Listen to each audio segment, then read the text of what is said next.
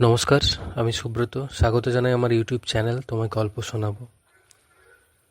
আজকে যে গল্পটি আমি আপনাদের শোনাবো সেটি ঈশপের গল্প থেকে নেওয়া, মৌমাছি ও ঘুঘু পাখির গল্প।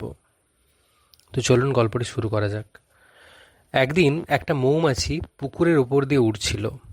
হঠাৎই সে পুকুরের জলে পড়ে গেল। ফলে তার ডানা ভিজে গেল।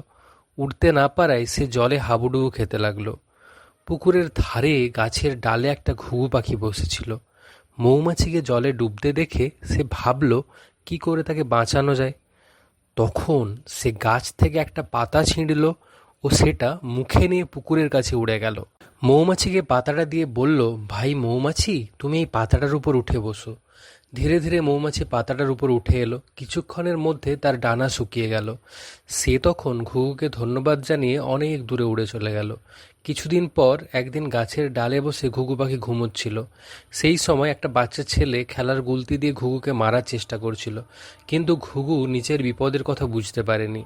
দূর থেকে মৌমাছি এটা দেখতে পেয়ে ছুটে এলো, এসেই ছেলেটার হাতে জোরে কামড়ে দিল। ফলে ওর হাত থেকে গুলতি পড়ে গেল। মৌমাছির কামড় খেয়ে যন্ত্রণায় ছেলেটা চিৎকার করে উঠল। সেই আওয়াজে ঘুঘুর ঘুম ভেঙে গেল। সে সামনে মৌমাছি ভাইকে দেখে সমস্ত ব্যাপারটা বুঝতে পারল।